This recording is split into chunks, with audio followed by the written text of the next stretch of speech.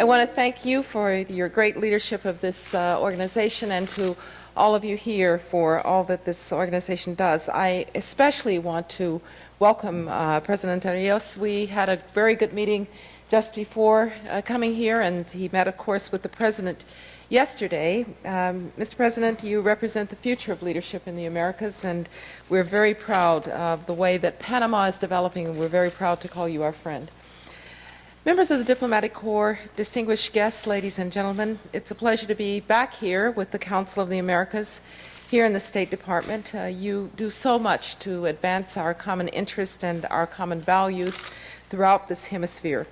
I want to thank you for strengthening the ties between peoples, our NGOs, our teachers, our students, and our business communities.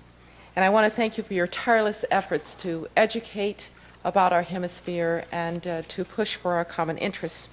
Now, you know, it struck me this morning that this is going to be my last time speaking to the Council of the Americas as Secretary. Thank you for recognizing that that's not an applause line. Seriously, though, it's a temptation to, at this time in an administration, to start to look to the past and to look at all that we've done together. I don't really want to dwell on this too much because there's never been a time in modern history when our country's relationship with the hemisphere is more oriented to the future. But if you'll allow me just for one moment to go back and look at what has happened since 2001, I would submit to you that we've witnessed nothing less than a social revolution in most of our hemisphere in recent years, and its cause has been democracy. Democracy has been opening up old elite-dominated politics to millions who had been on the margins of their societies, the poor and the disadvantaged and indigenous peoples and minorities. These men and women have at last become active democratic citizens, and they are demanding that their governments work for them. They are addressing long-standing problems of poverty and inequality and social exclusion that have ever been so real in our hemisphere.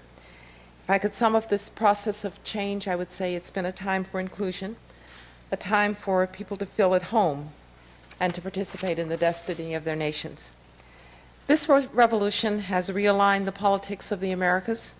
New leaders have emerged from both the left and the right, responsible, democratic leaders who are rejecting old ideological shibboleths and working pragmatically to expand opportunity, to reduce poverty, and to ensure security. They are showing that good governance, the rule of law, democracy, and markets can deliver people's rightfully high expectations of the governments that they have elected. This belief was reflected in the outcomes of nearly all the 17 elections held in 2006, for instance, and it's been a real story in recent years of democracy, not some left turn, not some populist rejection of markets and trade, but indeed the creation of a new hemispheric consensus that, as our Inter-American Democratic Charter says, democracy is essential for the social, political, and economic development of the peoples of the Americas. This underscores something really important, that by democracy, people in this hemisphere just don't mean a political mechanism for transferring power. They mean democracy in broader social and economic terms, a system in which all have access to opportunity and the mobility that it brings. To be sure, there have been exceptions to this positive trend, a few places where rulers have exploited people's legitimate fears and needs and longings in order to expand their own autocratic power. These are heartbreaking setbacks for our hemisphere, but though some rulers may clamor to draw attention to themselves, it does not alter the fact that they are on the wrong side of history. In the Americas, history is passing them by. The main idea is this: democracy is literally changing the character of countries in the Americas. It is producing popular governments that are redefining their national interests, engaging with one another in new ways, and adapting their societies to be competitive in the global economy, all ways that would have been unthinkable a couple of decades ago. In short, there is a political and diplomatic ferment in our hemisphere that is palpable and overwhelmingly positive. And the nature of leadership in the Americas is changing too. Canada is building new and far-reaching partnerships in this region and committing its talents and its resources to advance our shared values, not just in this hemisphere, but beyond it, in Afghanistan. Brazil, a regional leader, is an emerging global player, and it's looking outward as never before. And we're building a partnership, the United States and Brazil together, that will matter for decades to come in this world. A relationship that was defined by potential is now being defined by accomplishments.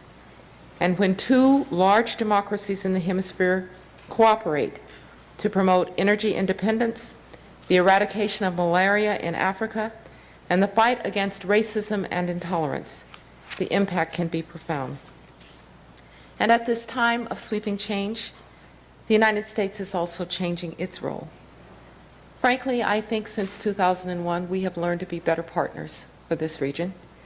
We've come to see more clearly that the quest for social justice is the defining issue for most countries and most peoples, that the realization of its huge implications for a country's success means that the United States must position ourselves to be part of the solution.